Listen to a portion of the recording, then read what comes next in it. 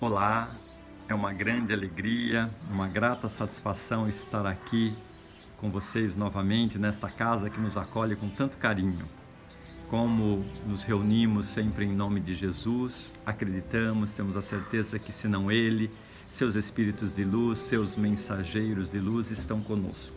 E é isso que nós cremos, é isso que nós acreditamos e por isso estamos aqui para louvar a Deus, para agradecer ao Pai Celestial por tantas bênçãos de luz, por tanta iluminação no nosso caminho, para louvar ao Pai Celeste e para pedir, porque somos eternos pedintes nesta casa, neste planeta em que vivemos.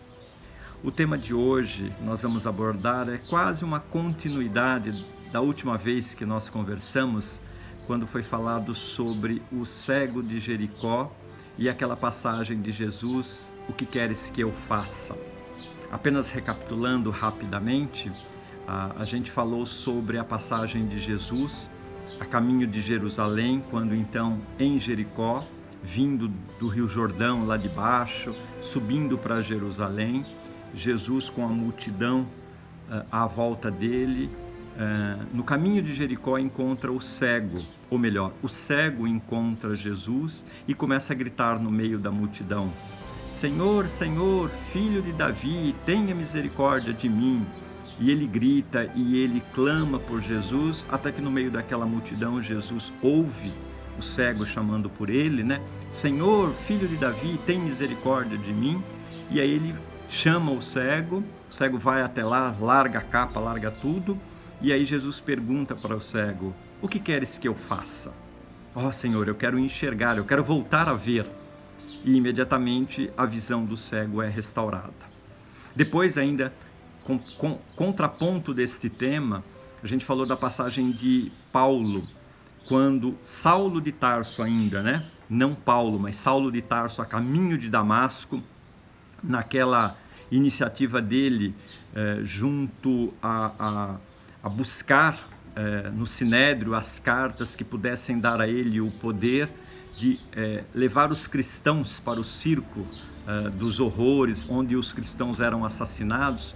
Então ele descobre que os cristãos estão se reunindo nos cemitérios, nas catacumbas em Damasco, e ele vai até lá para capturar os cristãos.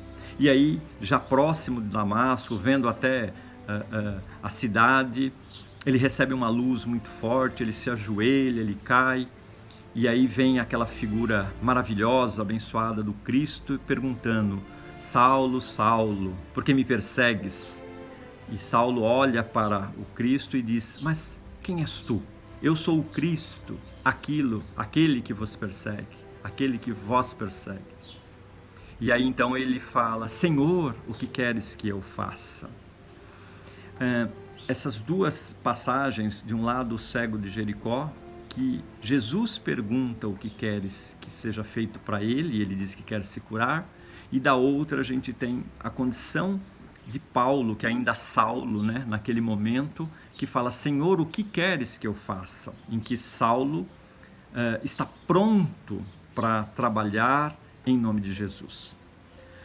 Bom, a partir desse ponto é que a gente conduz o tema de hoje, porque naquele momento, quando Paulo então recebe essa figura, essa luz de Jesus, ele fica cego, diferente, né? O cego que buscou se curar lá em Jericó, e aí Saulo que se torna cego. E olha que interessante, Jesus diz a ele: agora você vai entrar na cidade de Damasco, daqui 3 dias você encontrará alguém que vai lhe curar da cegueira. E Saulo, completamente cego, entra na cidade. E aí, o que acontece? Jesus então busca Ananias dentro da cidade e diz a ele assim: Ananias, vá se encontrar com Saulo e cure-o da cegueira. E Ananias fica com medo: poxa, mas ele é aquele que quer matar todos os cristãos, ele é aquele que persegue os cristãos, como eu vou me encontrar? Então Ananias fica com medo, mas Ananias ouve o chamado do Cristo. Inclusive, há uma passagem em Atos que Jesus diz assim: vai, porque ele é o vaso escolhido por mim para levar a boa nova aos gentios, aos reis, aos filhos de Israel. Vaso escolhido, né? E Ananias então vai até Saulo, encontra-se com ele, coloca as mãos sobre os olhos dele, e aí a partir disso Saulo volta a enxergar e se torna Paulo de Tarso, o grande apóstolo dos gentios, né? O grande divulgador da boa nova cristã, lá no cristianismo primitivo. Muito bem, olha que interessante essa passagem por causa da chamada do Cristo. Cristo então chega-se a Ananias e Ananias está ali e recebe a voz, né? Recebe o chamado de Jesus na condição de pronto, mesmo com medo danado, né? Mesmo morrendo de medo, mas na condição de pronto, ele atende o chamado. E isso é o ouvir Deus.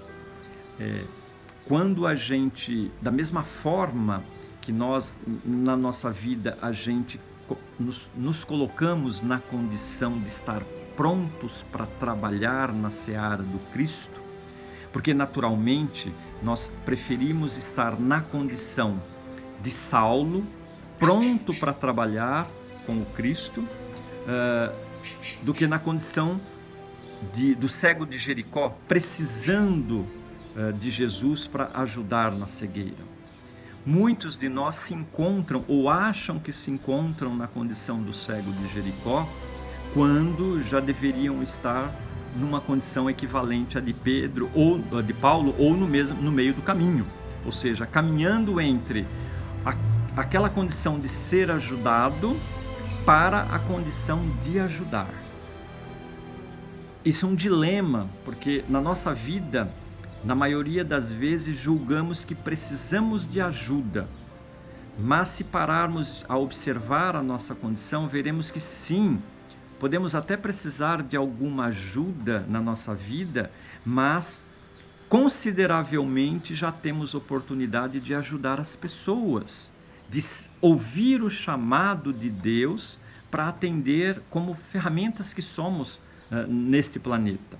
Então, esse ouvir o Deus, para nós que somos espíritas, afinal de contas, falamos da doutrina espírita, nós sabemos que não necessariamente estamos ouvindo Deus, mas Deus tem, através das suas leis, os instrumentos necessários para que a voz dele chegue até nós, que são os espíritos, que são os anjos, que são aqueles que nós acreditamos que estão à nossa volta, essa energia maravilhosa, e que nos inspiram a fazer as coisas boas ou as coisas ruins. No livro dos Espíritos, na pergunta 459, é assim: o livro dos Espíritos então foi feito na época lá de Allan Kardec, foi compilado através de perguntas dos médiuns aos espíritos, né? E a pergunta 459 é: os espíritos influem sobre os nossos pensamentos e sobre as nossas ações? E a resposta do espírito é: a esse respeito, sua influência é maior do que credes, porque frequentemente são eles que vos dirigem. Olha que interessante. A esse respeito, sua influência, a influência dos espíritos, é maior do que a gente acredita, porque frequentemente são eles que nos dirigem, são eles quem nos inspiram nos nossos pensamentos, nos nossos atos, nas nossas ações. Então, ouvir Deus é ouvir esses irmãos nossos que estão à nossa volta e que nos trazem as mensagens para o nosso trabalho na seara do bem ou na seara do mal. Vamos pensar numa escala onde, se nós olharmos uma parede até o alto, que lá no alto seja o céu e que lá no chão o inferno. Tradicionalmente é assim que nós aprendemos em algumas religiões. O céu é no alto, onde estão os espíritos bons, os anjos, né? Aqueles que estão sentados à volta de Deus. E no inferno, lá embaixo, no fogo, no fundo da terra, estão os nossos irmãos inferiores, mais sofridos, mais difíceis. céu e inferno. Muito bem. Quando nós imaginamos essa escala, a gente se pergunta, onde que eu estou nessa escala?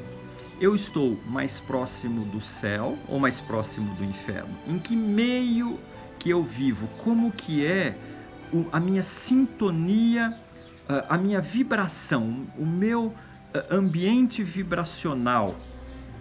Porque, na verdade, somos antenas, né? É como se nós tivéssemos aqui uma antena que recebe e uma antena que transmite. Nós recebemos as vibrações, a energia e nós também transmitimos. Nós somos uma sintonia. Nós temos à nossa volta aquilo que nós pensamos e vivemos. Então, naturalmente, que se os meus atos não são bons, se os meus pensamentos não são do bem, se passa dentro de mim coisas ruins, o meu ambiente, a minha energia vibracional está muito para baixo. E se ela está muito para baixo, as energias que eu encontro à minha volta não são energias boas, na maioria de nossos irmãozinhos mais sofridos que precisam e que passam por necessidade.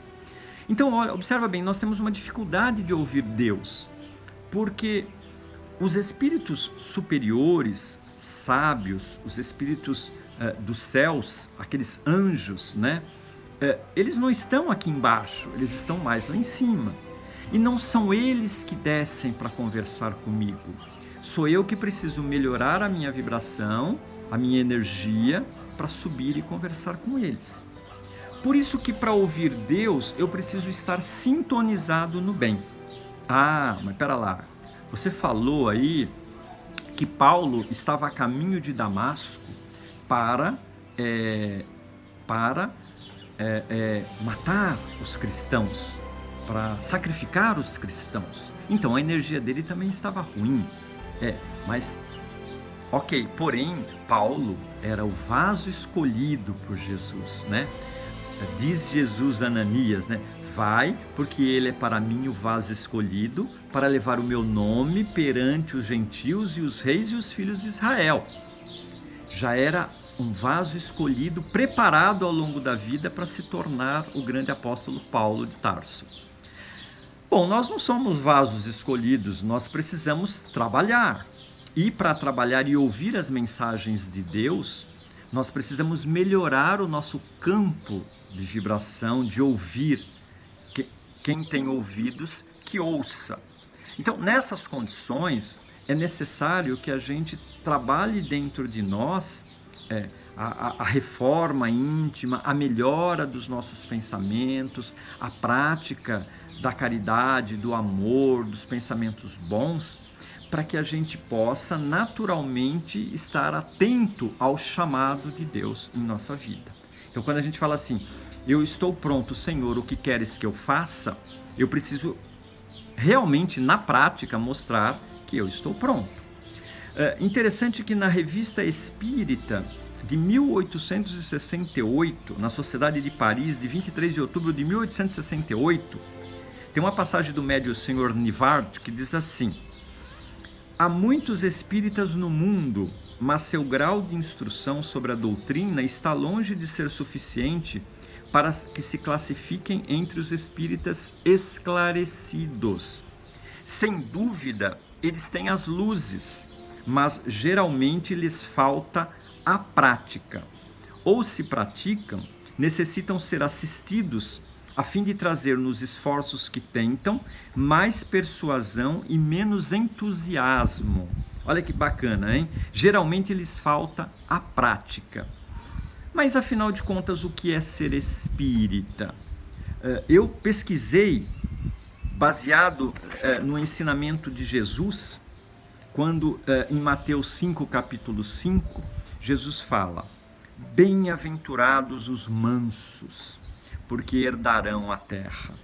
E aí a gente fala, puxa vida, nós estamos vivendo uma época muito dura, né, de provas e expiações, mas a gente está bastante otimista, eu, Carlos, estou muito otimista que o mundo vai melhorar, que nós estamos indo para um planeta de regeneração. Então saímos de um planeta de provas e expiação para um planeta de regeneração, onde todos vão ser felizes, e eu quero ser feliz.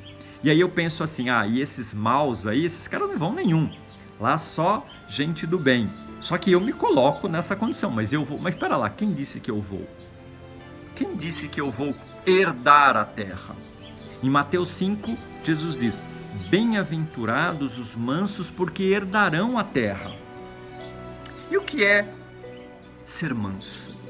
Mansidão é o estado de espírito de alguém que tem controle e domínio sobre seu temperamento e atitude. É calma paciente, controle da situação, domínio próprio, agir com sabedoria. Em Gálatas, Paulo diz: mansidão é o fruto do Espírito.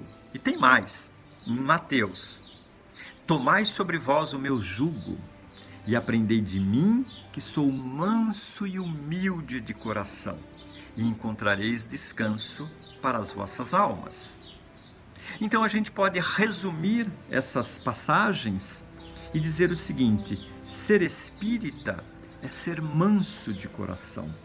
Que bacana! Ser espírita é ser manso, pacífico. Ser espírita é ter o controle, o domínio, não se alterar, não explodir.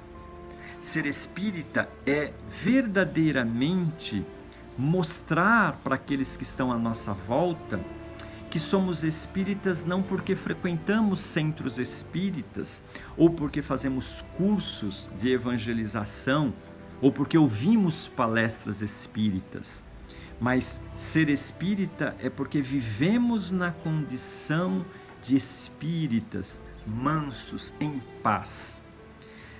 Essa mansidão é que eleva o nosso espírito e faz com que a gente encontre os nossos irmãos e através deles recebemos a inspiração para a prática do amor, da caridade, e recebemos a inspiração para o trabalho. Senhor, o que queres que eu faça? Senhor, estou pronto, o que queres que eu faça? Para eu estar pronto, eu preciso estar preparado, eu preciso viver a mansidão, a paciência, a calma. Eu preciso viver na minha família, com os meus amigos, como verdadeiro espírita. E aí, a partir disso, perceber as mensagens de Deus através dos anjos, aquilo que Ele quer que eu faça. E essa comunicação se torna possível. Ficou claro? Eu vou citar um exemplo bacana que eu gosto, que é de um escritor americano, Stephen Covey. Ele fala o princípio do 90-10. Muito legal. A gente encontra isso na internet, inclusive. Ele diz o seguinte: 10% das coisas que acontecem conosco não estão no nosso controle. É um carro que quebra, é um acidente na rua, é um problema com alguém. Mas os 90% são o resultado de nossas ações. E aí é muito interessante porque ele conta uma história. Imagina que você levanta de manhã, coloca o seu terno, ou a sua roupa, ou o seu vestido melhor que você tem para uma reunião no trabalho às 9 horas. E aí você se senta para tomar o café, e aquela sua filha, meio estabanada, adolescente, atrapalhada, derrama café na sua roupa novinha, limpinha, pronta para a reunião. E aí você se estoura, e aí você xinga ela, e aí ela vai para o quarto chorar, e aí a sua mulher briga com você, o seu companheiro briga com você, e aí você sai dando tapas, mas aí a menina que está chorando perde a perua da escola, aí você tem que levar ela na escola, aí pega trânsito, aí chega atrasado no trabalho, aí no trabalho perde a reunião também. Quer dizer, o dia nem começou, 9 horas da manhã, e já está um caos, não é isso? Quer dizer, aí no final do dia você fala, meu dia foi um desastre, absolutamente um desastre. E aí o Stephen Covey, ele coloca 4 questões. Por que o seu dia foi um desastre? A, porque a sua filha derramou o café? B, porque a filha perdeu a perua escolar e você precisou levá-la na escola? C, porque você pegou muito trânsito? Ou D, porque você reagiu mal à situação? Ou seja, se diante daquele café derramado você dissesse: puxa, que pena, foi um acidente, mas espera aí que eu vou trocar minha roupa, vou trocar minha camisa rapidinho, já resolvemos, e desse aquilo por encerrado, o seu dia tinha sido maravilhoso.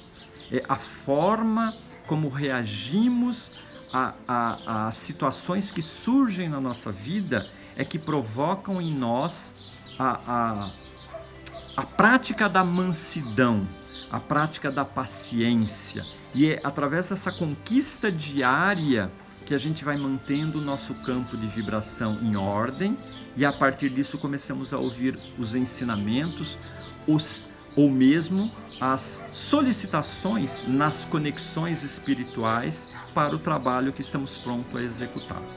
Por isso, fundamentalmente, se consideramos que nesse momento estamos prontos para trabalhar na seara de Jesus, Senhor, o que queres que eu faça? Estou pronto, estou aqui, estou agora. É necessário que o nosso dia a dia, que o meu dia a dia, que o dia a dia de vocês seja um dia de bênçãos, sejam dias de mansidão, de paciência, dias em que a gente possa estar sempre antenado com os nossos irmãos espirituais para ouvir os chamamentos, para ouvir as mensagens do trabalho que nos aguarda e fazer esse trabalho com boa vontade, com paciência, com resignação, porque aí sim estaremos nos preparando para herdar essa terra maravilhosa que virá para nós também, com certeza. Que assim seja. Muito obrigado, um grande abraço, fiquem com Deus, na paz de Jesus.